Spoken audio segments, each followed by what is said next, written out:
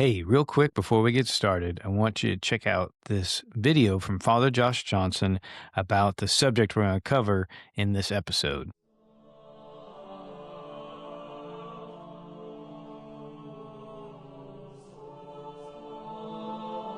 But as important as these events are, that's not the most important thing that we can do to promote vocations to the priesthood and religious life.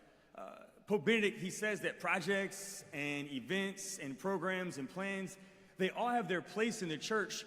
But what is most important is that we cultivate a spirit of prayer in all of our people in our land, particularly our young people. If we can teach them how to pray, how to cultivate an intentional and consistent relationship with Jesus Christ in the interior life, then we can trust that they will come to know the voice of Jesus Christ from the time that they spend with him in prayer, and they will be able to perceive him, invite them to discern a state of life vocation to marriage, or the priesthood, or religious life. Prayer is what is most essential. Let me tell you a story about the power of prayer. A number of years ago, there was a young man who was in his 20s.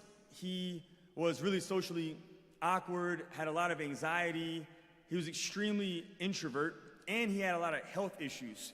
And so because of his health issues, he had to quit working, and he began to live with his parents again and work from home with his dad.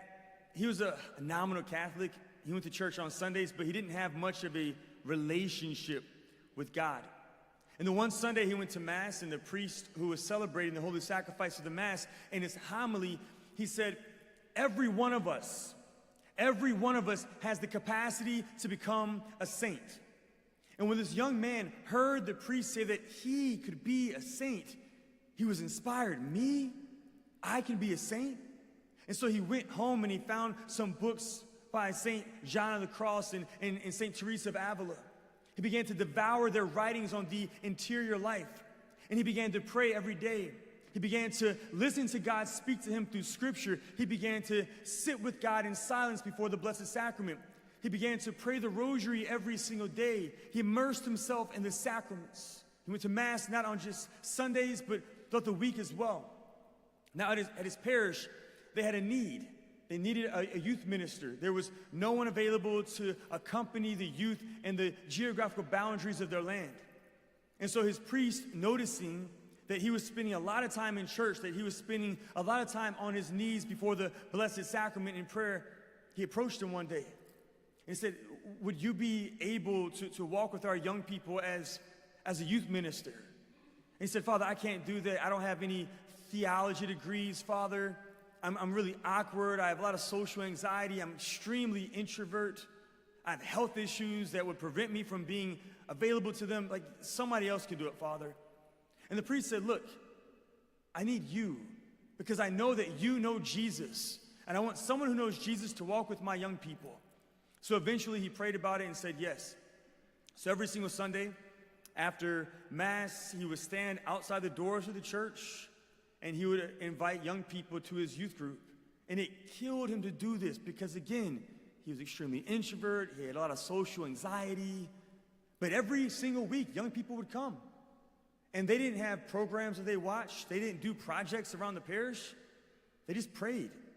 Every single week, they gathered together, and he taught them how to pray. He taught them how to do Lectio Divina with the Scripture. He taught them how to sit before the tabernacle in silence, how to share their thoughts and feelings and desires with the Lord. He taught them true devotion to our Blessed Mother, St. Louis de Montfort. He taught them how to cultivate a relationship with the woman that Jesus Christ had a relationship with through the recitation of the Rosary. And every week, more young people came and became disciples of Jesus through prayer. One day, a 20-year-old man came to Mass, and he was depressed. He was disheartened. He was grieving. His father recently passed away.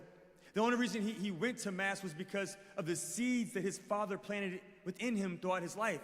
He and his father were very poor, so they lived in the same bedroom. And every day he would wake up and he would see his father early in the morning, as Dr. Petrie said earlier. First thing in the morning, he would see his father on his knees in prayer. In good times and bad, in sickness and health, his dad was faithful to prayer. the rosary, scripture, and silence every single day. Now his father has passed away, and he's grieving, he's struggling with his faith. He doesn't understand why the Catholic Church talks so much about Mary, but he still goes to Mass on Sunday. And he walks out the church, and the youth minister said, "Do you want to come to our youth group?" And he reluctantly went to it. But when he got to the youth group, he learned how to pray. That's all they did. He learned how to spend time with Jesus Christ through the rosary, through Our Lady, joining her and looking at Jesus. The fruit of this youth minister's youth group was 9 priests. 9 of the young men in this one youth group became priests. 3 of the young men became bishops. And 1 became St. John Paul II. Pope St. John Paul II was that 20-year-old man who was grieving, who was struggling in his faith, who did not want to have a relationship with Mary, but because his youth minister taught him how to pray, he cultivated a relationship with Our Lady and went on to seminary to become a priest, a bishop, a cardinal, and then one of the greatest popes in our church's 2,000-year history. In his office in the Vatican, he had 2 pictures. He had a picture of his mom and dad, because they were the first ones to teach him how to pray in good times and in bad, in sickness and in health. And he had a picture of his youth minister, a man who the church calls servant of God, Jan Tarnowski, a man who never saw him become a priest and a bishop and a cardinal and a pope. He died shortly after he entered seminary. But because he taught him how to pray, we have one of the greatest popes.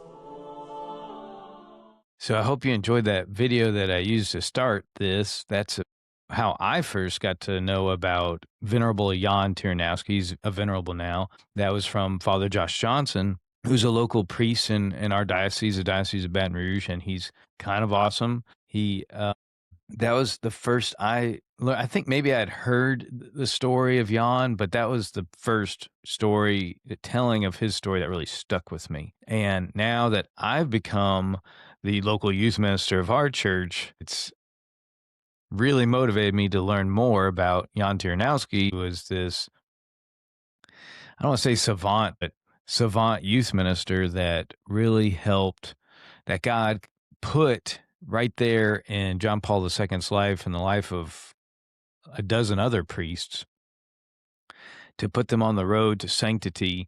And he really, one of the things I'm going to cover a lot today is he was pretty systematic in the way he approached youth ministry and his own struggle for holiness, his own pursuit of holiness. He got the kids to do the same. It's kind of a spiritual direction mix of youth ministry, and it's really interesting. So, but if you've ever tried looking for a biography of Jan Tarnowski, apart from what you just saw from Father Josh, or some shorter biographies online, there's nothing really in English about him. You can't go on Amazon, your local bookstore, and get a biography of Jan Tarnowski. Luckily, this is kind of a crazy story, but I have some friends in Poland because they've translated a couple of my books into Polish. And so one of the ladies that works at the publishing company over in Poland, she helped me find this book about Jan Tarnowski. And that's kind of a story in itself. Right now, for whatever reason, Poland will not ship books to the United States. So that was a problem. But even just finding this book, the book we're basing today's podcast on is Pearl of Evangelization.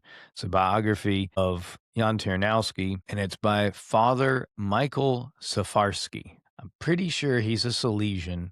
The Salesians, as an order founded by St. John Bosco, are going to figure in pretty prominently in this story.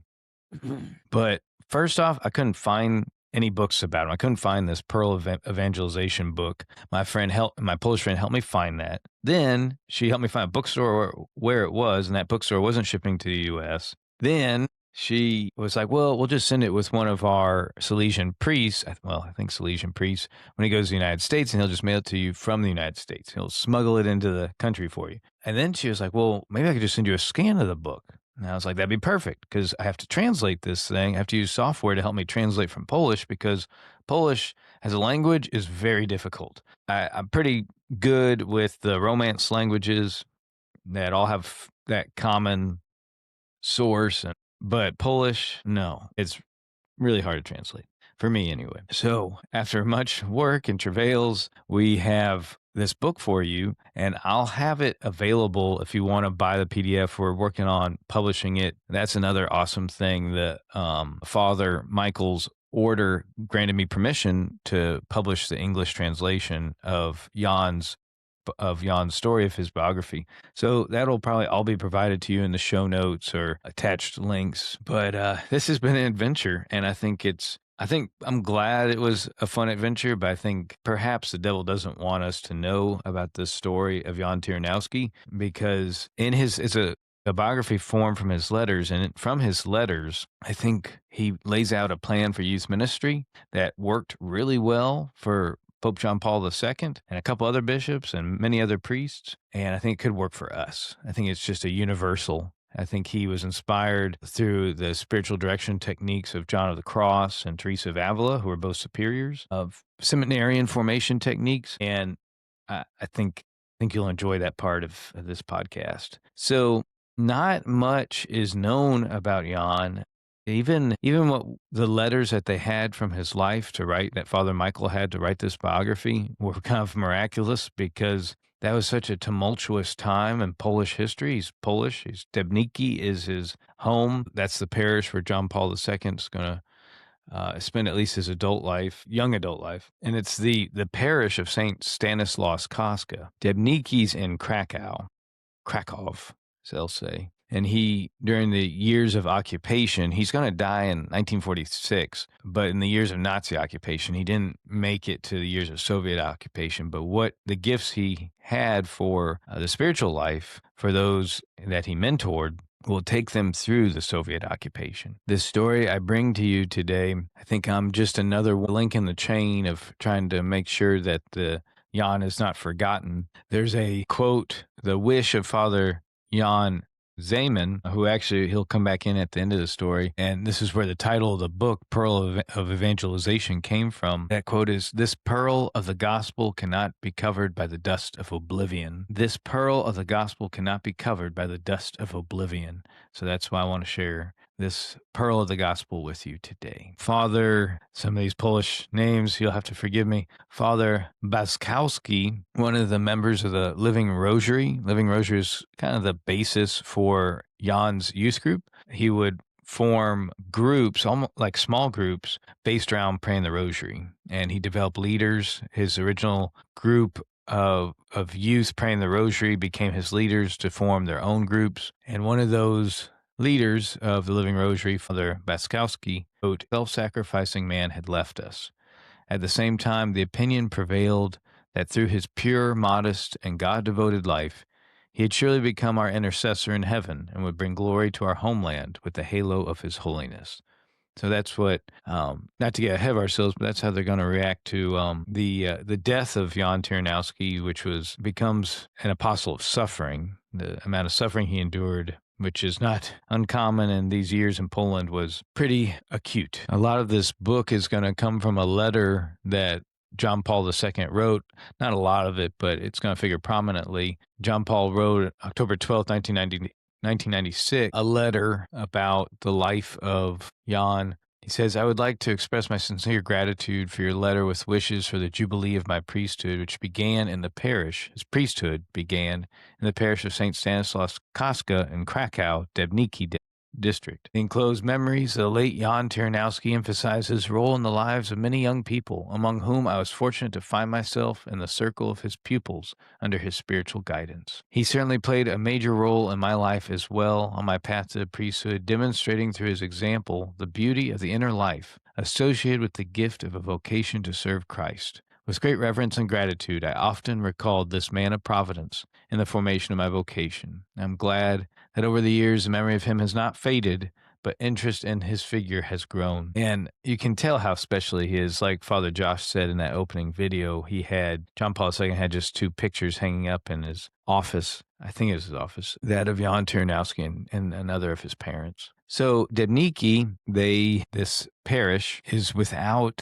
a parish church until 1918, and that's when the Salesians come to town. Count Lozia's manor house purchased to serve as a novitiate and philosophical student residence. So they would take care of all these souls, about 8,000 total. The Salesians built not only a parish church there, but a home for abandoned youth as soon as possible. The Salesians are founded by Don Bosco. Don Bosco had all these orphanages, so there's a special charism wherever they go for youth. We're going to see that come alive.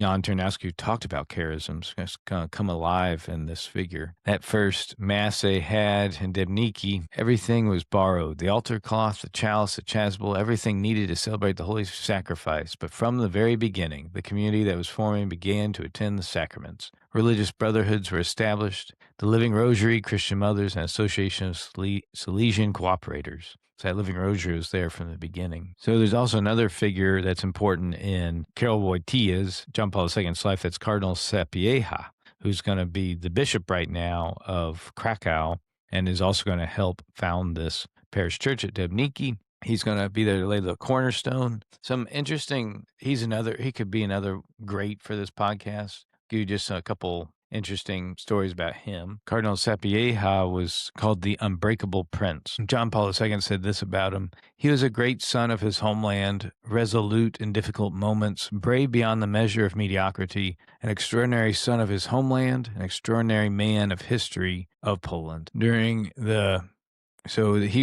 Cardinal Sapieha, he was Bishop of Krakow and then later Cardinal of Poland through First World War, between the wars, and the Second World War. In one of the moments that stood out, he courageously stood against efforts to force everyone in Poland to celebrate Hitler's birthday. And he is reputed to have responded to a personal invitation to honor Hitler's birthday by offering some coarse brown bread and water to a Nazi official, explaining that that's what the Poles here are eating. That's the fare of the starving Polish families. He spoke out repeatedly about the abuse of his countrymen, of the Polish people, both Jewish and Catholic, Jewish and not. And he also commissioned the issuing of false birth certificates to Jews, show them as Christians, and attempt to spare their lives. He's also the one that created all the underground seminaries that John Paul II will ultimately attend. The Pope Pius XII is going to be the one that elevates him to cardinal, and that's going to happen in 1946, the same year that Jan Tyranowski is going to die. And that same year, very eventful year, not only the end of World War II, but on All Saints' Day, Sapieha is going to ordain in Wadowice. Karol Wojtyła is going to be ordained a priest in that year. So during Soviet occupation of Poland, he was held in contempt. Informants would repeatedly report on his activities. He was one of the top targets of the secret police plots. He had a heart attack in 1950, and anticipating his coming arrest and knowing how they would attempt to force confessions, quote unquote, from those that kidnapped, he wrote and told everybody, "Should I be arrested, I hereby declare that all my statements, requests, and admissions made therein are untrue. Even if they were given to witnesses, signed, they are not free, and I do not accept them as my own." The primate Stefan Wyszynski, who will later be beatified in 2020, eulogized Cardinal Sapieha when he died, saying, "He will remain among us the spirit of his deeds, because these deeds live and bring him to the face of a longing nation that craves wonderful models of life, which must have great husbands at all ages, images of a dignified life." John Paul II will say of him in his 7th pilgrimage to Poland, "Here stands a statue of the Cardinal, the unbreakable Prince, and I still remember his face, his features, his words, his sayings. The years go on.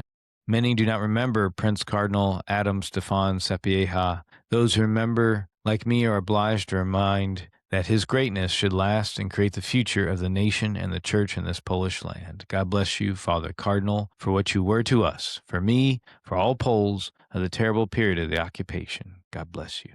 So this was a time of heroes in Poland. There was just so many great lives lived during this time. And what's interesting with Jan Tyranowski, he's just a quiet tailor and very introverted, but he was called out of that introversion to help the youth of his parish. And how that happened, the circumstances are very interesting. So Cardinal Sapieha helps create with the Salesians this new parish in Debniki, Krakow. It grows. Lots of organizations are established. They would often say, "We are building a new church," because when storms came and winds raged, the wooden church creaked and plaster fell from the ceiling onto those praying. So it was necessary to build a new temple. But as the chronicler writes, the parish will experience many more momentous moments. So the parish is going to be consecrated. Its patron saints, Saint Stanislaus Kostka, another patron of youth, and Don Bosco. The organ will sound for the church choir in July 1939.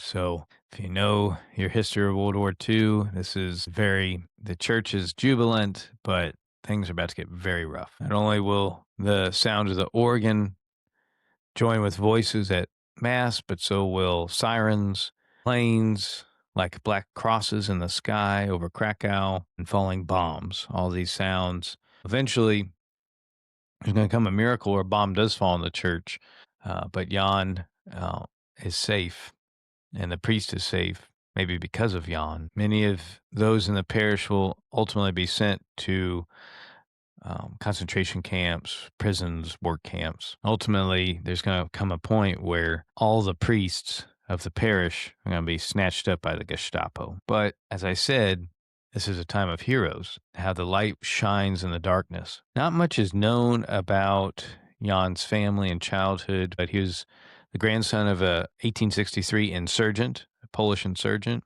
and a tailor. One of the interesting things about Jan is similar to the story of Carlo Acutis. His dad he's described as that 19th century type of bourgeois intelligentsia that had liberal positivist leanings, meaning that they had respect for the church and the priests, but were not involved in the church, which kind of sounds like what we see a lot today, that people maybe still have respect for priests, but anything that the church teaches is just dismissed, doesn't affect their lives, or if it does affect their lives, they're minimalist, they're Catholic or Christian minimalists. They just go to church on Sundays and don't practice their church in a maximal way. And that's what we're going to see in Jan, is a maximalist understanding of what Jesus means for him and his life. Jesus wants every moment of our lives, not just a couple distracted moments on Sundays. And so by constant prayer and fasting,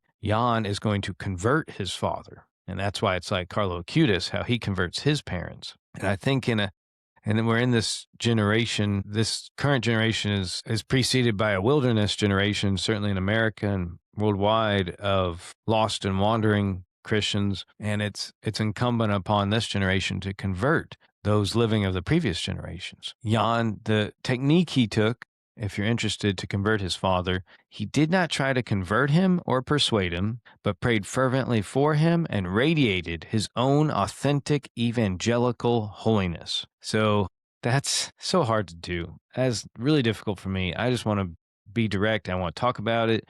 And that's all I want to talk about. If someone is, especially a family member, is fallen away or believes in something else, or just isn't living a life that's going to guarantee getting to heaven. But Jan was patient and kind, and that's what love is. So again, he did not try to convert him or persuade him, but prayed fervently for him, made sacrifices for him, and radiated his own authentic evangelical holiness. So I have a lot to learn from Jan. I hope we can all learn a lot from him. Jan's mother, on the other hand, was the opposite of the father. She was a petite woman, very religious. Jan's kind of a small stature man as well. She was cheerful, kind, good housekeeper. From 1926 on, she belonged to the Salesian Helpers Association and took part in the formation meetings, distributed Catholic magazines. The Salesians had their own magazine. So you're going to see that Jan takes a lot from his mother. Jan was a very curious boy. He was a sales assistant, a tailor, an accountant. He had a thirst for knowledge that never ended and was eventually turned to Christ. He was just constantly learning all fields from exact sciences like accounting to gardening and also as a tailor. He learned multiple foreign languages, enjoyed being a tourist in countries in Europe. And this is something I think that might have rubbed off on John Paul II, on Karol Wojtyła. He enjoyed spending whole days hiking in the mountains, in the Beskid Mountains of Poland, I think. So that might be what we might be seeing here, because John Paul II was known for taking, this is where the domestic church life movement begins. And we might cover some of that in later episodes. But he would take husbands and wives, families into the mountains, and they'd have spiritual time together. And I wonder if he didn't get this from Jan. It doesn't say it explicitly, but I think there's something to it. Jan was also a talented photographer. The book, I might try and intersplice some pictures in the podcast, but if I don't, you can find them in the book, and I'll have a PDF of the book if you want to check it out. I'll have that available for purchase. But Jan so the photographs in the book are from Jan, and they're good. He won 2 awards in photography competitions, and this is about where health is going to begin to affect his life. It's funny how all the episodes I've done so far, I think, it's amazing how these people, these great saints, wonder workers, Mother Angelica, Aloysius Schwartz, how they dealt with serious health issues. And so this is going to begin for Jan as well, that his path to holiness is going to involve suffering. He had a prolonged stomach illness, and he changed his occupation. He started working with his brother Edward at home as a tailor. Until the age of 30, he really didn't stand out from his peers in any kind of way. He was just one of the many in the crowd, but he always had this attractive, noble character, and insatiable desire for something greater. So there's going to come this moment in his life where things are going to turn. And it's just a chance encounter that happened. 1935, so he's only going to live 10 more years. In 1935, while listening to a sermon by one of the priests at the church in Debniki, Jan suddenly felt a strong calling to achieve holiness, and he decided to strive for holiness. On the advice of his confessor, he purchased 2 books. So this 2-book thing, you're going to see this a couple times in life. Father Josh said he was given St. Teresa of Avila and St. John of the Cross. That is going to kind of come later. But right now, these 2 books he's given are Ascetic and Mystical Theology by Adolf Alfred Tanqueray. Tanqueray, I think, is more of a popular thing, maybe kind of like a Matthew Kelly book, not super deep. And he's also given the works of John of the Cross. Well, it's St. John of the Cross. He's going to keep that into his death, and he's going to become a sort of an expert on that Carmelite spirituality. Likewise, John Paul II. This is going to be the main thrust of John Paul II's philosophy and theology and spirituality. And this is where it's going to come from a little tailor in Poland. It's just beautiful that such spiritual depths could come from just an unlikely place. This is one of my favorite parts of the biography. Is Jan provided in a letter to somebody, or maybe just in his own personal writings, they found it, his rule of life. He basically, even though he's a layman, lived a monastic rule of life, and he provided by the hours of the day what he would do. So I'll read these to you in full, and you can see from this just how much effort and hard work he put into growing in the spiritual life and growing and improving himself, his inner self, reshaping his inner self to reach that level of heroism that would ultimately serve those youth. And it would just shine from him. His inner radiance would just shine from him. And even though he wasn't a great speaker, people listened to him. The youth listened to him. So this is a note from 1941 that preserved his daily schedule. 5 a.m., rising, offering of one's activities, morning prayer, preparatory examination of conscience, meditation on God's perfection, preparation for Holy Mass and Holy Communion, Angelus, adoration of the Blessed Sacrament, Holy Mass, Holy Communion, Thanksgiving, spiritual reading, decade of the Rosary. That's from 5 a.m. to 7:30. That's how he began every day. I think he began every day by serving the Mass, which also speaks to a spirituality of an altar server. So then at 7:30, breakfast, duties of state, including practicing mortification and virtues, remembering God's presence, offering one's activities, internal concentration, acts of faith, hope, and love, spiritual communion, Angelus. Spiritual communion. So he's going to have received communion twice now in the day. That takes him to 12:30. I guess in the meantime, he did some work. He did some of his tailoring work. 12:30 p.m. lunch. Spiritual reading, rest, offering of one's activities, general and detailed examination of conscience, reading of the gospel, cultivation of the gifts of the Holy Spirit, preparation for meditation. Then 2 o'clock, work, internal concentration, acts of faith, hope, and love, oral prayers, spiritual communion, exercises, and mortification and virtues. So even while he's working, sounds like he's giving oral prayers, so maybe he's praying the rosary while he works. Then 5:30 p.m. dinner, Angelus, meditation, spiritual reading, etc. 8:30 p.m. rest. So quite a full day. I love how his morning begins. He had such a strong morning. I think there's such a desire to, if you listen to different podcasts, such a desire for good scheduling, good regiment, a good regimen. And here's a great one. And Exodus 90 teaches us a lot of this, but 5 a.m. Let me just read this again. 5 a.m. rising, offering of one's activities, morning prayer, preparatory examination of conscience, meditation. He did an examination of conscience to prepare himself for the Mass, and he's frequently going to confession as well, at least once a week. Meditation on God's perfection, preparation for Holy Mass and Holy Communion, Angelus, adoration of the Blessed Sacrament, Holy Mass, Holy Communion, Thanksgiving, spiritual reading, decade of the Rosary. That is a powerful way to start the morning. Breakfast doesn't come till later. A lot of this information is part of his cause for canonization as well. There's the testimony of his confessor, testimony of his holiness from his confessor, Father Alexander Drozd, D-R-O-Z-D, who wrote to John Paul II in 1958. There's a lot of depth to this statement of a confessor, at what he noticed, how he responded. It's almost like God had preserved this pearl. I mean, I think pearl is why he's called pearl evangelization, because not only of all the external strife and turmoil of Poland at this time that's creating this pearl, but that the pearl had to be sheltered and hidden so that it could find John Paul II, who could then do such huge things for the world and ultimately bring down the same Soviet communism that formed the pearl in the first place. It's just beautiful how God works.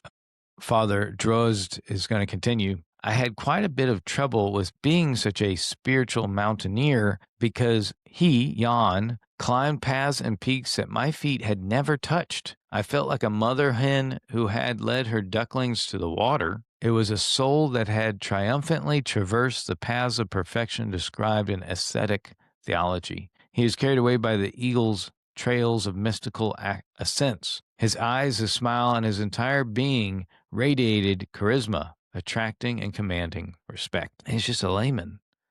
And his confessor, the priest, in his own humility, felt he wasn't up to this challenge of guiding Jan. He would also say, it was an apostolic soul. Through his prayer and suffering, he won the souls of his father and brother for God. So it wasn't just for himself. Jan's holiness was always for others.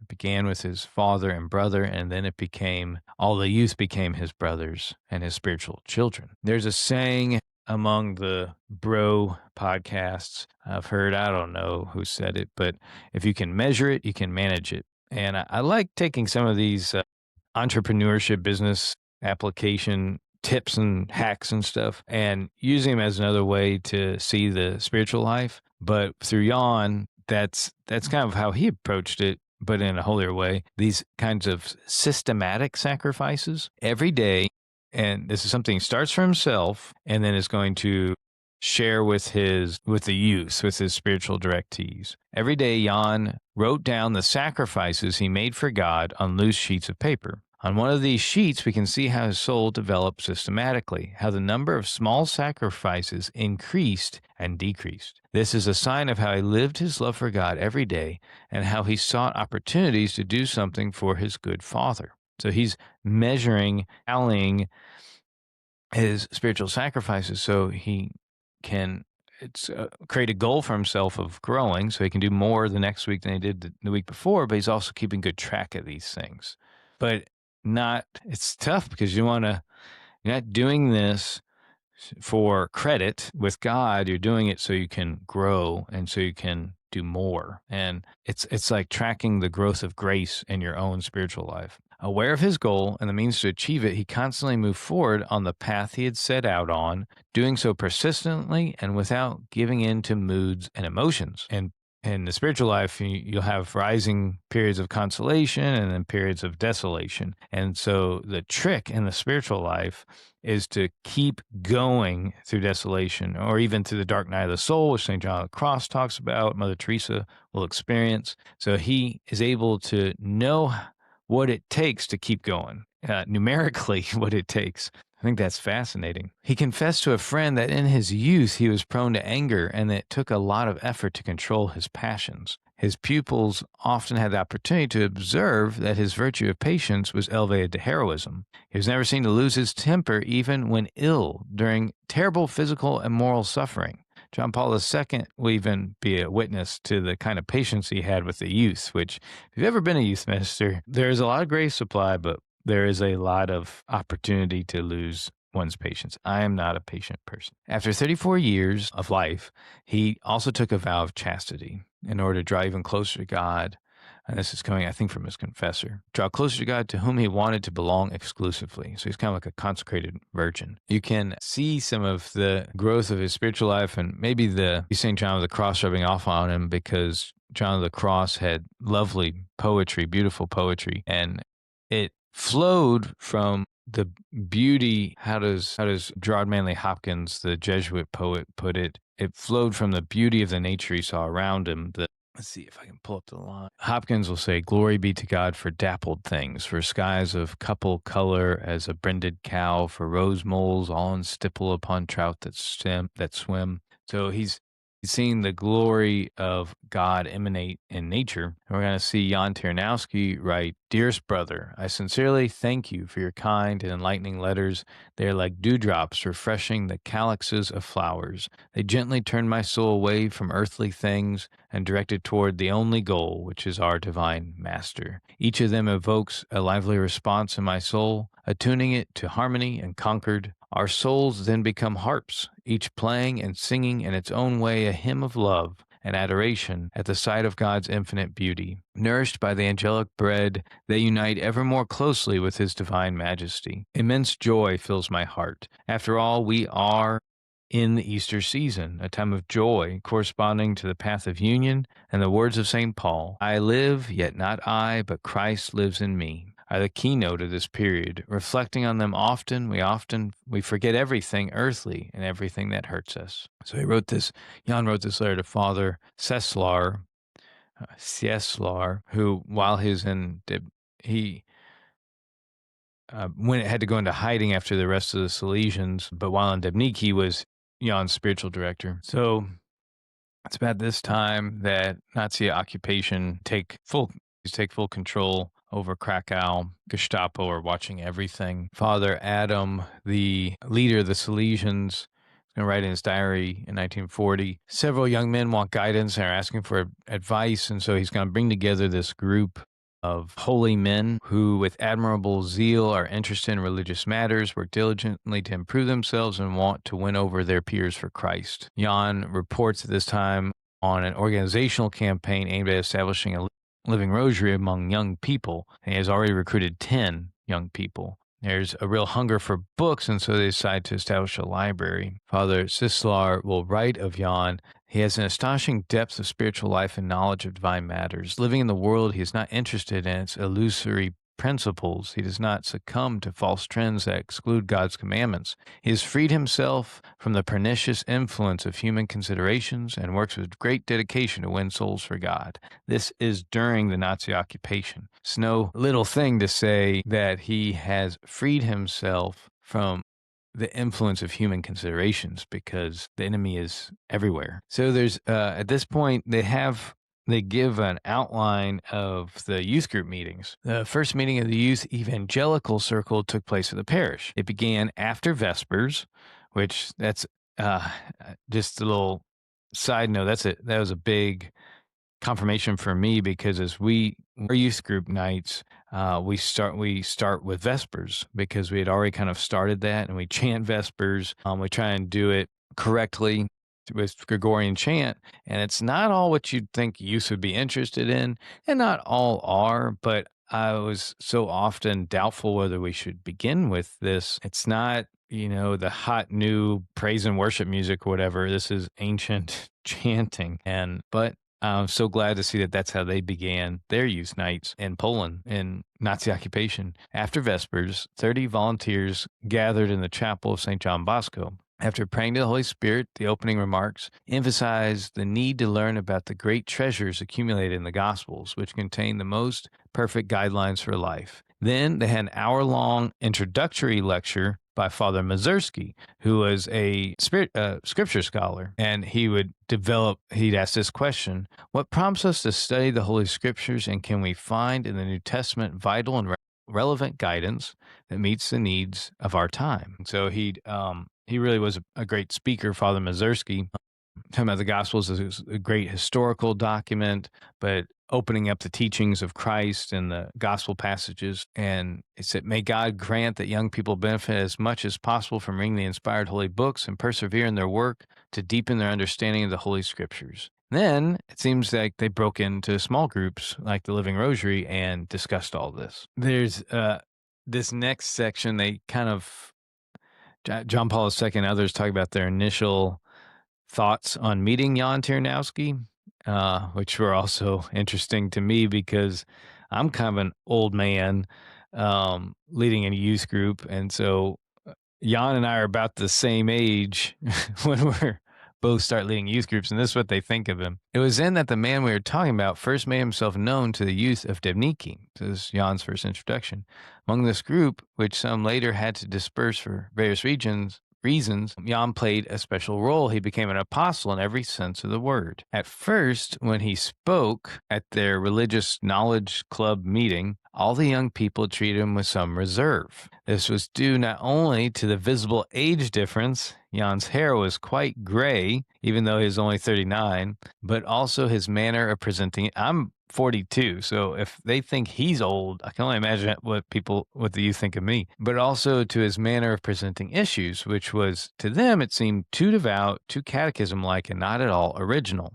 Thus, his first meeting with the young people created a certain distance between him and them. This was felt particularly by those who, over time, would become closest to him. The youth at that point, they had no idea that someone like Jan could even exist. That a person living by faith, and as he did, was even possible. The image of Jan will continue to grow in these young people in such a way that they move from the figure of an elderly, pious gentleman to a personal conviction that they're dealing with someone truly holy. This inner experience of Jan overcame all their reservations and the resistance that we find in young people, and they found themselves going back in their thoughts to Jan's words, which, even though they seemed stuffy at first, they kept going back to them. And so Jan leaves this indelible mark on their personalities. It was his humanity, so profoundly transformed, that was reflected in his words and deeds. Both the former and the latter must have seemed completely ordinary at first to anyone who was not somehow drawn into the inner circle of his inner life. Jan could not be known only from the outside. He had to be experienced and thoroughly tested at the same time. This was a radical departure for the youth because this way of life that Jan lived was completely unknown to them at the time. He was in an age of skepticism and materialism and Nazis.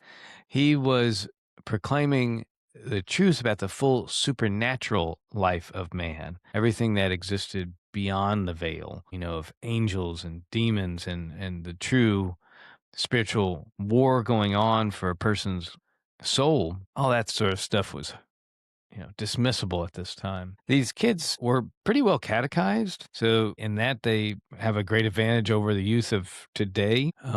They had, we have kids that are completely unchurched these days, but these kids had grown up on the catechism, good catechism, not like the sloppy catechism in the last several decades. Good sermons, straightforward sermons, and yet still that it was not real to them. So Jan did not preach anything that they had not heard, but his aim was for the youth to absorb these religious truths again as their own, as like adults in the faith, but in a childlike way, not from the perspective of prohibitions and restrictions, from the perspective of drawing from the supernatural resources of life, which they really need right now during Nazi occupation, and experience that grace and participation in the life of God, to live on that, to depend on it, to survive this period in history, and the only possible way to survive it by relying on grace. One can imagine young people who are rather skeptical about Jan. Each one of them is going to come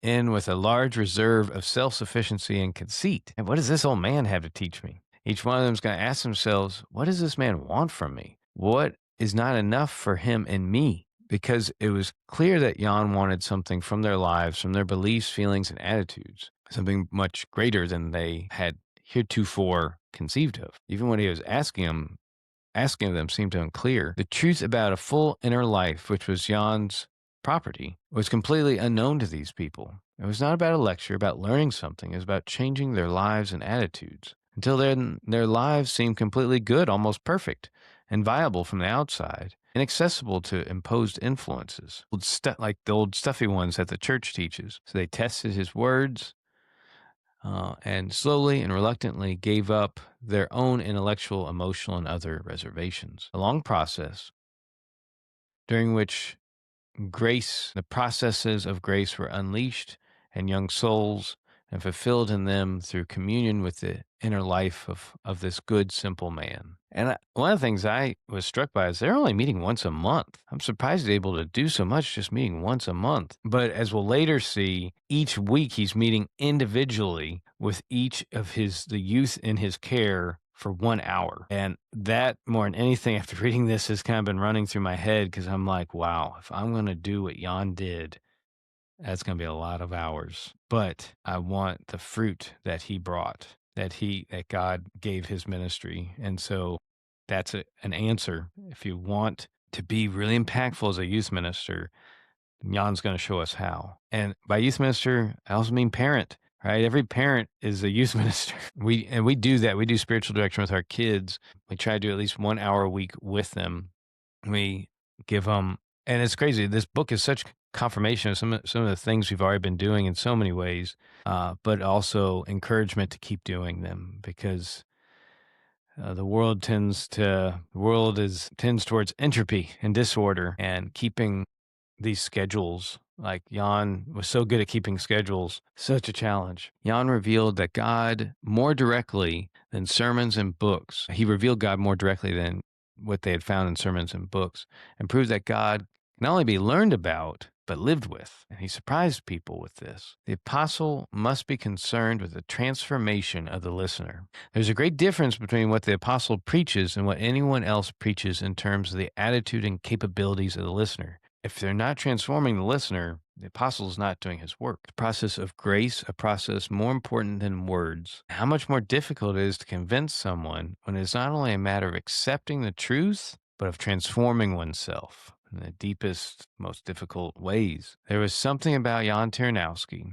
that gave the impression that this man was somehow transferring the processes of grace. He surprised people with a fait accompli. So we get to the evening of May 23rd, 1941. Now we're just about 5 years from Jan's death. And we're about to enter into the most productive years of his life until he's sent to the hospital. The Gestapo round up all the priests in the parish of St. Stanislaus Kostka and Debniki. I guess one of their police trucks, a Buddha is what they called it, pulled up. Some previously arrested Salesians were led out of it. I've got a list of all of them here. There's like a dozen of them. Catechist, priests, Polish language teacher, provincial secretary, and they're rounded up around this table in the parish and interrogated. The Gestapo officer is named Siebert. He plays the role of prosecutor, defense attorney, and judge. What do you need politics for? You are priests, after all. Mind the church. You are not forbidden to do that. Why do you stupefy people in your sermons, instilling in them that Poland has not perished, that it will rise again? I will give you Poland. The Germans are the victors. Deutschland über alles. You, he said, turning to Father Sverk, as the person responsible for this house and for everyone here will be severely punished. How dare you still teach young people Polish songs, raise their national consciousness, gather them around you. We will soon finish you off, old men. For the youth, there will be camps and work for the victory of Germany. All of you here present are arrested. You will go to prison. They were led off to the car, the police car, amid terrible screams. They drive away, and the news of their arrest spreads to the city. There were May devotions, fruitful gathered in large numbers, begging Mary for help. On the eve, this happens on the eve of the feast of Our Lady Help of Christians, who is the patroness of the Salesian congregation. Those who were involved in youth work were taken away. It seemed that all the work and effort that had been done so far would be wasted and everything would fall apart. But the work continued through the help of the remaining Salesian priests throughout the city and Jan. But during all this, it was very difficult and stressful because there was constant surveillance by the Gestapo, their brutal methods, and the sacrifices made during that time forced themselves to limit their work. And even when they would do it, it'd be very cautiously, because any movement of the young people would arouse the suspicion of the Gestapo. After the arrest of all the Salesians, the youth are like sheep without a shepherd. Religious education was still permitted at the boys' school and the girls' school, but the real work of spiritual resistance to the Nazis was in the youth groups, and there were 12 active youth groups. During this time, without their priests, the number of people receiving Holy Communion only increased. Like in Egypt, the repression of the Israelite people only caused their numbers to increase. After those May arrests, tragic news began to arrive about the martyrdom of the Salesians had been taken away, most of them killed in Auschwitz. Only 2 of those arrested that night survived Auschwitz. And Father Drozd is left in charge of this parish, and he turns to Jan Tarnowski.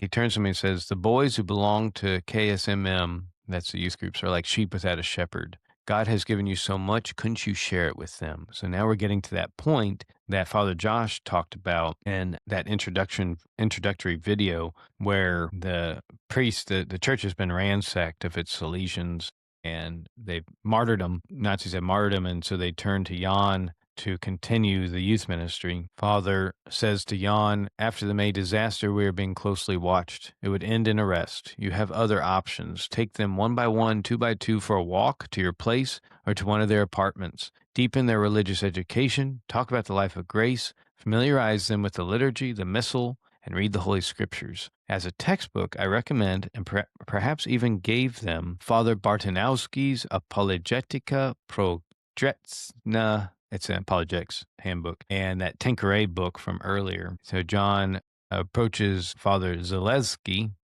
with a request to sponsor the Living Rosary, and he becomes its president. During the terrible times of Nazi occupation, writes Father Baskowski, he talks about how Jan prepared these young people for a life devoted to their neighbors, educated their minds in the Holy Scriptures, the works of outstanding ascetics and mystics of the Church, and familiarized them with the principles of dogmatic theology and sound Christian morality. Although Jan did not have a higher education in all this, he studied so much on his own and read so much, consulted enlightened priests and lay people, and reflected that even this priest learned from Jan on these topics of Christian asceticism and mysticism. So now we get to the point where Karol Wojtyla writes about this moment in Jan's life. One of the members of Jan's rosary groups was Karol Wojtyla, future Pope John Paul II, who wrote about this in his book, Gift and Mystery. And this is his first meeting with Jan Tarnowski. Returning to the period before I entered the seminary, I cannot omit one environment and one figure who gave me a great deal during that time. Namely, is the environment of my parish in Debniki, Krakow. The parish was run by Salesian priests who were taken to a concentration camp by the Nazis one day.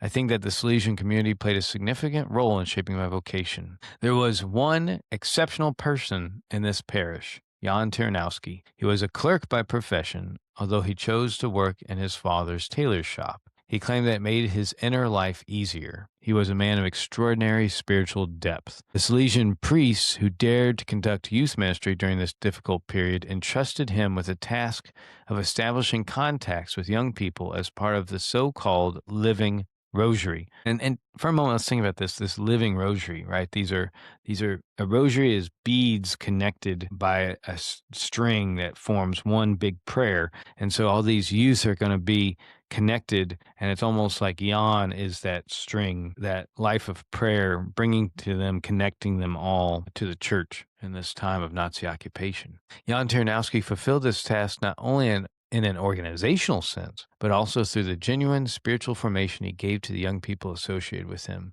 From him, I learned, among other things, basic methods of working on myself, which preceded what I later found in the seminary. So he had his idea for formation was the pillars of formation we see in seminaries. And that's something I talk about all the time. Why not use what works in seminary in youth ministry? There's human, intellectual, spiritual formation are some of the pillars of formation. Tyranowski, John Paul continues, who himself was shaped by the works of St. John of the Cross and St. Teresa of Jesus of Avila, introduced me for the first time to these extraordinary readings, unusual for my age at the time. That's such an understatement, such a big thing to say for like theology of the body. All that comes from this wellspring of Carmelite spirituality from John of the Cross and Teresa of Avila. Okay, so now there's this part in the book, which I'm so glad was preserved for others like myself, that we could use this either to direct our children or as youth ministers. It also reminds me, this is going to be how Jan would walk with the youth. I take long walks with the youth. It reminds me, one of the earlier episodes, Frederick Ozanam, the most beloved professor that had a great impact on him, would take his students one by one and take them on long walks and talk to them about, just mentor them. And so it's interesting to see this same thing coming back. So Malinsky now writes about how one of Jan's spiritual direction meetings would go. It says, Jan begins a strange job. I'm not sure if the word strange translated from the Polish correctly. I think there's probably some other meaning for strange, maybe unique. Jan begins a unique job meeting with 15, because I see strange pop up many times in this translation. Jan begins a strange job meeting with 15 members of the Living Rosary, systematically, because he probably learned this in accounting and it was probably his nature. Once a week just to talk. The conversation always lasts exactly 1 hour. These are strange conversations. I don't understand this word strange.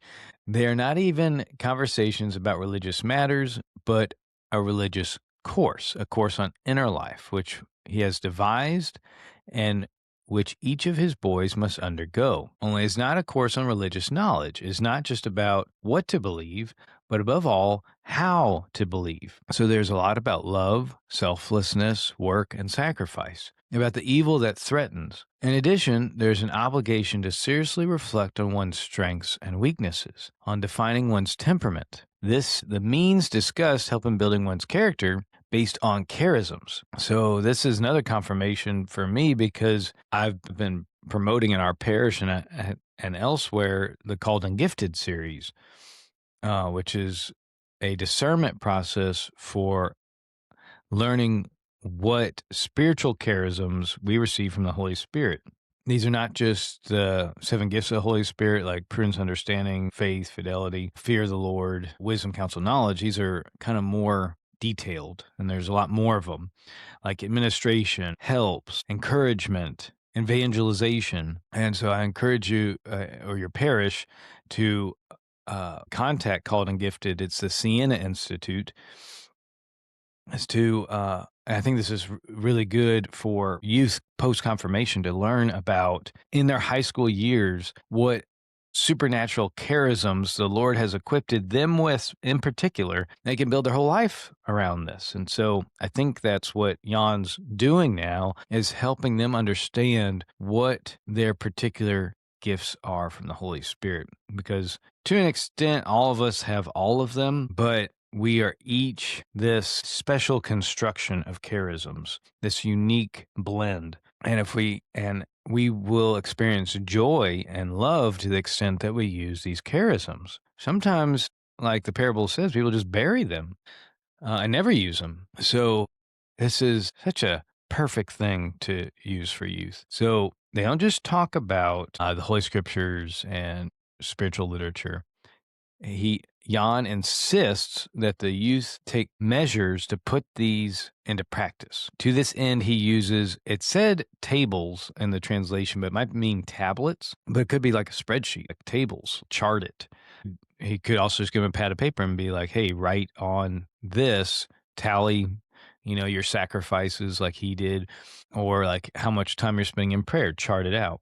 So he uses these tables or tablets where every evening is necessary to note whether the tasks set for oneself have been completed. He is, here's that word again, strange, in his relentlessness in seeking out people and establishing contact with them, in his persistence, even intrusiveness in watching over his flock and caring for those he has caught. He is, there we go again, strange because at the same time you can sense that he is overcoming his shyness, his desire to be in the shadows and silence and peace and prayer. This is not where he necessarily wants to be, but it's where God is calling him. Jan's very introverted. We have some insight on these weekly meetings and talks from John Paul II himself, which is tremendous. During these weekly hour-long meetings, Mr. Jan speaks in old-fashioned, catechism-like language, but Carol is able to perceive what lies beneath these words, behind the formulations that are difficult to understand.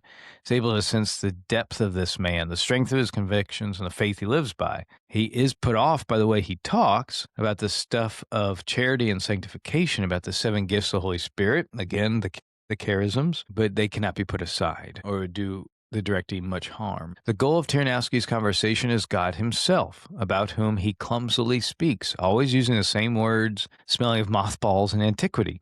God who is called beauty, truth, and goodness, God who must be discovered within oneself and people in the world, God with whom one must commune in prayer so it's easier to discover him in oneself and others and in the world. They find in Jan what they have learned about since childhood, what they believed in, tried to practice, deepened, seen again, rediscovered, only now not as a secondary current in one's life, but as a current that sweeps away everything else that is important, beloved, beautiful. This current sweeps away, for John Paul II, his art, his acting, his theater, his Polish studies, his previous world of these other people that were influencing him, Mr. Kotlarzitz and Osterwa. Jan also developed something of a curriculum, not just methods, but substance. He began to read many religious books lent to him by Mr. Tyranowski. At first, these were basic books, like the Tanqueray book. But once he had dealt with them quite quickly and moved on to other things, Tarnowski moved Carol on to reading St. John of the Cross and St. Teresa of Avila,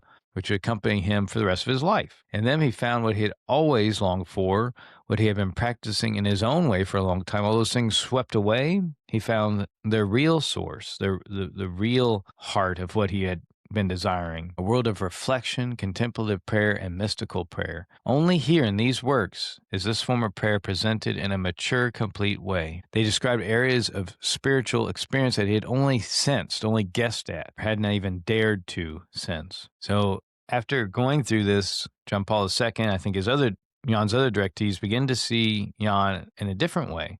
As now that they've grasped the path, they see John as someone who has already walked the path. He prays as if he had never prayed before. John Paul II does. Participates in Holy Mass as if it were something new to him, even though he's gone to Mass his whole life. So there are boys who gravitate to this rosary group like Carol Wojtyla, and something must be done with them. These boys are attentive, devoted, willing to listen, can be guided and want to be guided. And this terrible maelstrom of occupation and the reality of this harsh reality of people being disappeared by the Gestapo, and a flood of hatred on the one hand and a desire for revenge on the other, these boys feel that what is happening in Mr. Tarnowski's group is finally a normal human world, the kind of world in which people should live. So it's an oasis for him. Jan begins to talk to these 15 of his charges of the boys about the need for an apostolate, about caring for others, about responsibility for others, and especially young people. And so he appoints the most zealous as leaders of newly formed living rosaries, what they call roses. They each lead their own small group, these 15. So what began with 15, what begins with 1 with Jan becomes 15, and those 15 then have their own 15, or in terms of Karol Wojtyla, billions. The pearl of evangelization is amazing. If you just pour yourself into, if you become a conduit for God to pour himself into just a few people around you, how it can, those few can do the same to others. And it doesn't take much to change the whole world. John changed the whole world. He was just a humble tailor, just a few years of doing this, but he did it right. And it brought down everything ultimately that was opposing them. And that's the power of the gospel. You can scale it more than you can scale anything else. Jesus did it with 12, 11, really. So Karol Wojtyla is one of the zealots and leads his new group of 15. Funny that Wojtyla would be like a St. Peter in this situation, who will eventually become the successor to St. Peter. Karol begins to meet with the boys with his own charges. So Jan prepared a set of leaders, and then those leaders, once equipped, began to form their own living rosaries. A little bit of their program schedule again for those of us interested in formal youth ministry. We held monthly meetings and changed the mysteries. I think that's a translation. They must be prayed the mysteries in a small room behind the parish office.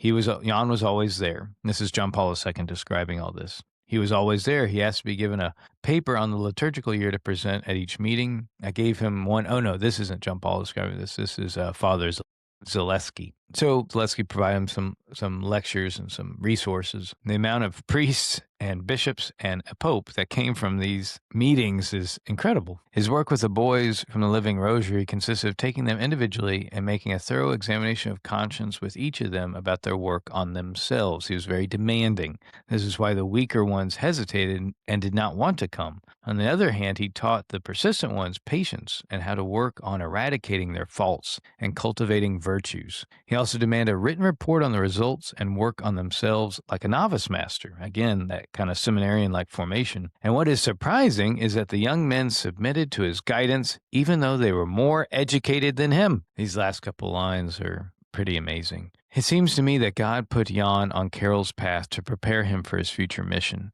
I dare say that Karol Wojtyla would not have been who he was, a man of God, if he had not received the foundations of inner work at Tyranowski's school. As far as opinion is concerned, it is unanimous that he was a man of prayer, mortification, suffering, and inner life. This is why he enjoyed universal respect among my boys. It is a strange thing, Father Zaleski continues. God took Jan from this earth when he had fulfilled his life's task. When Karol became a chaplain, Jan passed away a year later. As soon as Jan had prepared these boys to take over the Living Rosary, God snuffed out Jan's candle, which was the answer to, which Jan took as a mercy and a beauty. In just that short amount of time, he fulfilled the mission entrusted to him by providence. We'll get to his death pretty soon. There's just some notes on recruitment, which I think are really cool for those of us that like to evangelize. Writes about how Jan would recruit young men to the Living Rosary, to youth group. Father Deduce was one of those that was recruited. I joined the choir, and that's where I first met Jan. We sang together in the tenors. I always held his sheet music. He had a very nice voice. He was a very kind, cordial man. His demeanor commanded respect. Before choir rehearsals, as well as during breaks, I noticed that a group of choir members who also belonged to the so-called Rosary would gather around him. During these breaks, they would always read something, pray, and the atmosphere was extraordinary, mysterious, and enigmatic to the rest of us. However, I did not ask anyone what was actually going on there, what it was. And then, during one choir rehearsal, the priests, all those Salesians, are arrested and ultimately sent to Auschwitz and martyred. He asked himself, why were none of us arrested then? They were up in the choir loft when all this was happening. There were adult men among us. If they had been searched, they would have found a lot of things. The Gestapo would have found a lot of things interesting to them on their persons. But this father counts that as a bit of a miracle and God's will that they should survive this, particularly Jan Tarnowski. Jan got to survive that and just a few years longer, and then he was taken by death. After that incident where the priests were arrested, he lost contact for some time with the choir, but one day as he was leaving church, he saw Mr. Tarnowski on the steps. It seemed to me that he was waiting for me. And then he said to me, Mr. Viscu, would you like to join the Rosary? Pretty simple. Hey, would you like to join? Today, the priest says, I can freely admit that I had no desire to do so, but the way Mr. Tarnowski said it was such that I could not refuse him. There is something about his appearance that he was extremely endearing, shy, humble, and won people over. You could sense from a distance that you were dealing with an extraordinary man, a man of great spiritual depth, a man who still walks the earth with his feet, but whose soul, heart, and everything else is elsewhere. After all, as it turns out years later, he had no preparation for ruling souls, and he did it with some kind of incredible, accurate intuition, one might say, inspiration from above. So that's why I want to impart all these lessons that Jan just intuited to mold and form and direct young souls. There must have been something in this man that made him so influential. Did he influence the current pope? He was a man of very modest appearance, just a tailor, and yet he did all this. Another father, another member of the youth group that became a priest, a Salesian, says that Jan did all his recruiting. He did it very discreetly without imposing anything, and at the same time, so encouragingly that it was difficult to resist. However, it was not coercion. I think Jan might have had the spiritual charism of both evangelization and encouragement. It's a powerful combination. Their chats, their spiritual direction chats, according to this other priest, Father Roman, says that it was just an ordinary chat, began with indifferent matters, through personal interests to matters of inner life. And so began the work on himself, the acquisition of spiritual skills, the pursuit of perfection under the guidance of Jan. So this 14-year-old future priest sees Jan going to Holy Mass every day, reciting the breviary, meditation, reading spiritual literature. He didn't understand what was going on, but when he entered the novitiate, the Salesian novice, he realized that all these devotional practices were found in the seminary. He taught us how to meditate, how to read spiritual texts, encouraged us to attend daily Mass and receive Holy Communion, and showed us how to exercise our character and acquire strong will, patience, and other virtues. He taught all this not only in theory.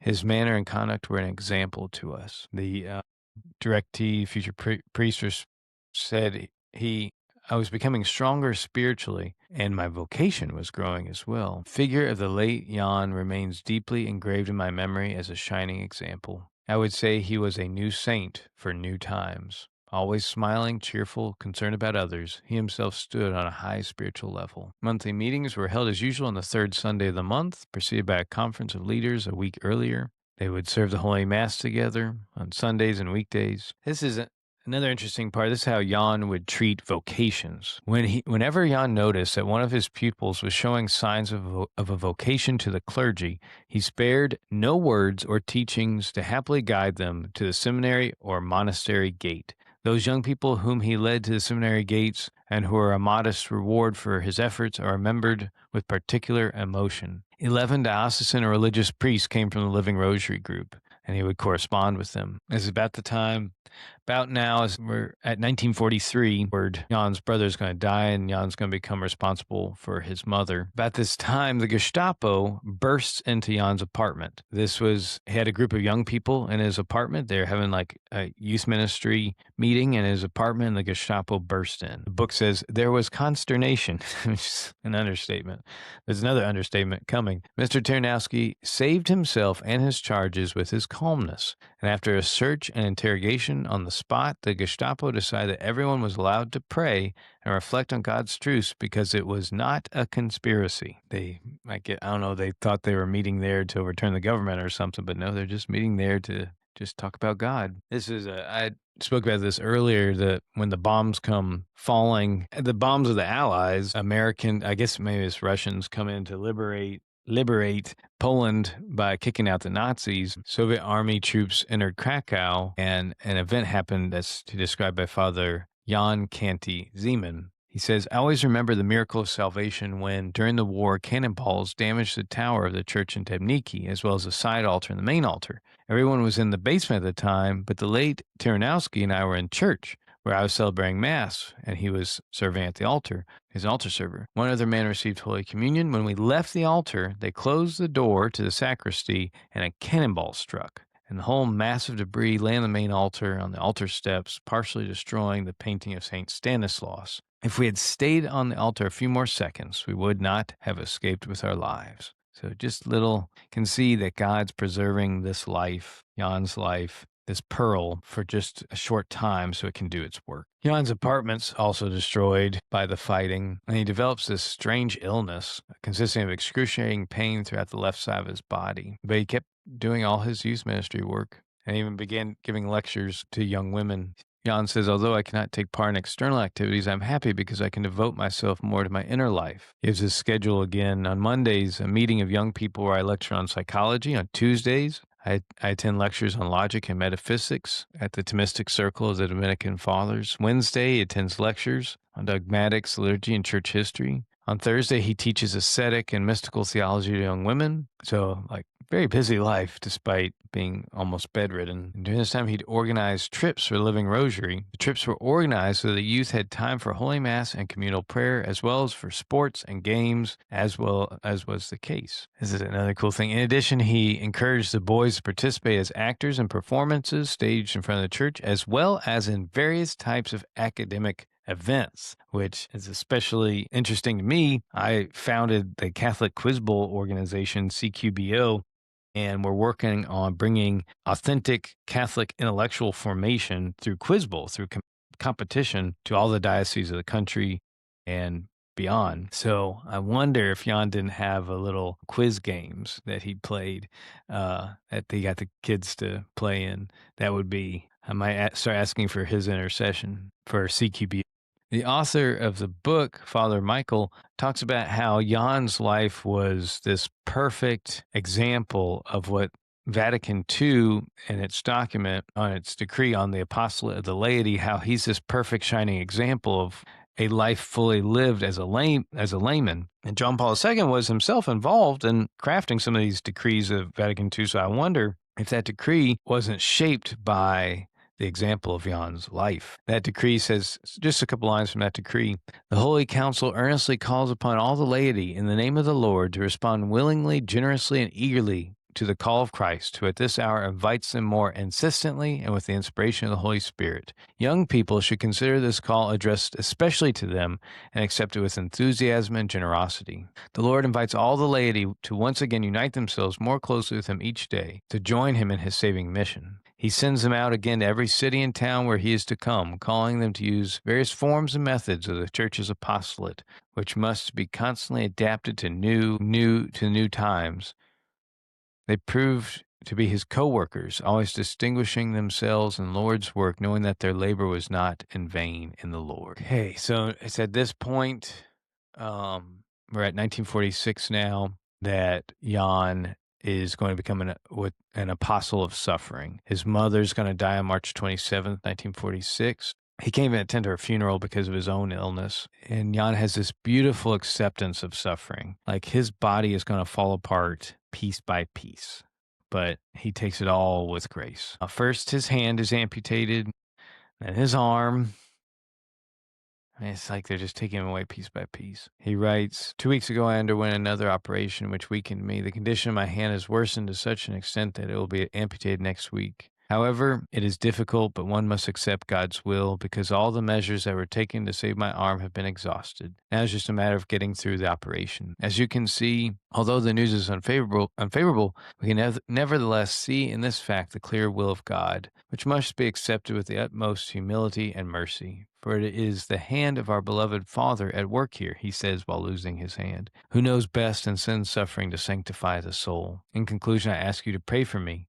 I send my warmest regards to you and Zozia, and I wish you God's blessing in your studies. At the end of the letter, a friend who was taking care of him and who took this letter and sent it to him writes, adds to the letter, Mr. Romek, Tarnowski's condition is hopeless, and only a miracle can save him. His suffering is so terrible that it is difficult to imagine that he can endure it with such calmness, and very often with a smile. For, quote, for the love of Christ, please pray for him. He's going to be, his suffering is like suffering on the cross. He's going to be buoyed by the examples of John of the Cross and St. Teresa of Avila. As the days and weeks passed, the doctors were unable to control the spread of the disease. Incredible pain, constant cuts, removal of bandages exhausted the patient. And then summer came.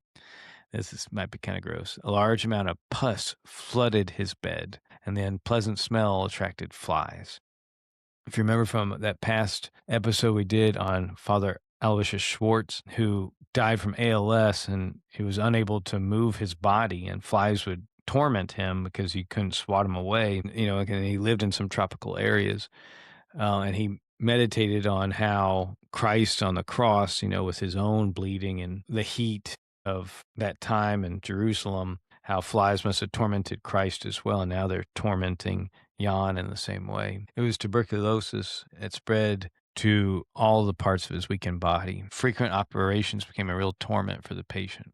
And yet he evangelized even in the hospital bed. All the other people in the hospital, because they'd share like a big hospital room, they'd turn in their depression to his bright, radiant eyes and smiling face, filled even with the most, they filled even the most doubtful with confidence and submission to God's will. They'd look at him and all the suffering he was experiencing and be like refreshed. People would even come to him at night and reveal their own pains and wounds that was tormenting their own souls. His influence on them, even from the hospital bed, continued and to benefit. I love this.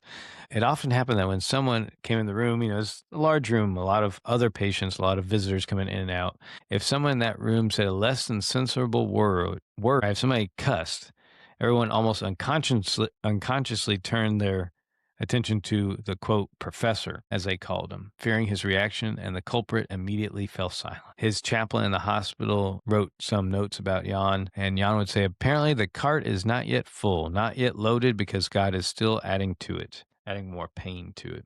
And when the chaplain said to him, what will happen if God gives you new crosses in all your limbs and joints? Jan would always reply with a smile, I will accept it and thank him for it, because he is our best father who knows what his child needs. And so that's eventually what happens. No part of his body is healthy. His right hand is taken, amputated, then his right leg, his right kidney shuts down, his intestines, stomach, lungs, larynx, throat, mouth, ears, nose, and left hand. In the end, he had to have round-the-clock care. Blood was donated to him, but it actually hastened his end. 10 days before he died, his ears became blocked, and he couldn't hear anything, and he just smiled helplessly, trying to compensate his visitors for their difficulty in communicating with him. He became childlike.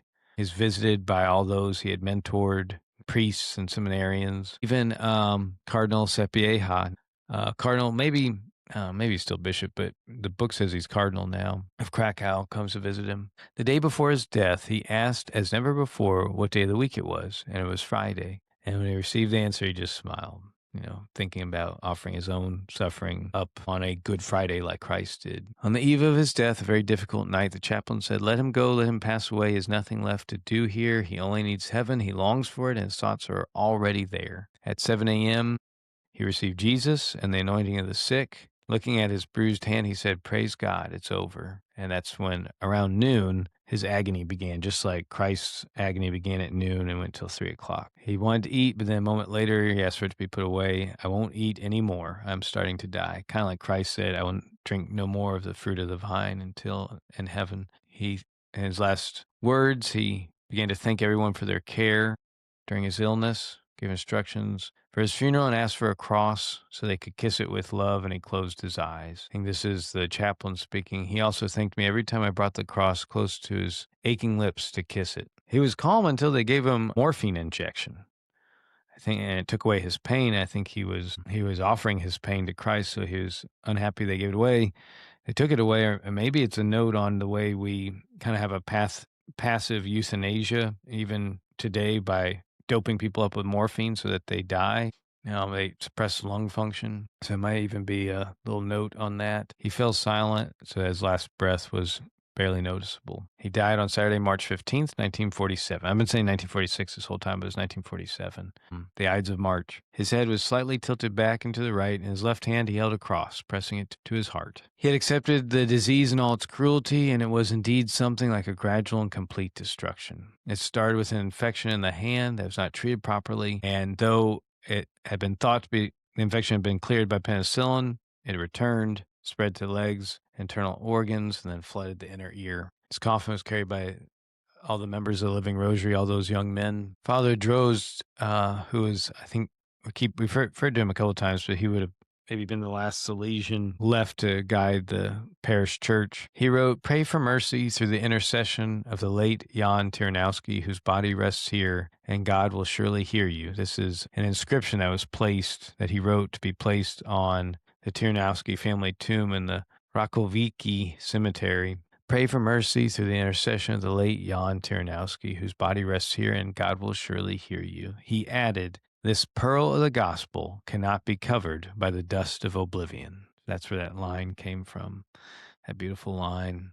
This pearl of the gospel cannot be covered by the dust of oblivion. The book ends by noting, the author notes that Jan Tarnowski influenced his life as well, choose his path in life. So he wants this book to be a tribute of justice, respect, and well-deserved homage to this apostle of the laity, who fulfilled his mission above all by living in accordance with his faith, thanks to which he became the light of the world through his reliability in every task, thanks to which he attracted everyone to love, the truth, and goodness, and finally to Christ and the church. Through brotherly love, by participating in the life, work, sufferings, and aspiration of his brothers, he slowly and imperceptibly prepared the hearts of all for the action of saving grace. Through his full awareness of his role in building society, thanks to which he strove to fulfill all his duties with Christian generosity. True apostles, however, are not satisfied with action alone, but also proclaim Christ to their neighbors with words. For many people can only hear the gospel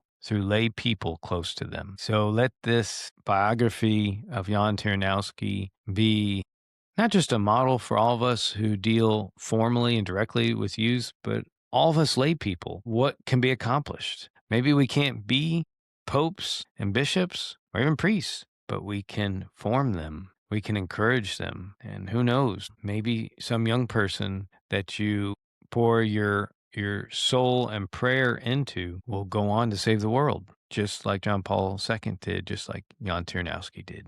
Hope you've enjoyed this podcast, this episode on Jan Tarnowski. Again, wherever you're finding this podcast, I'll include a link so you can get the PDF of this ebook.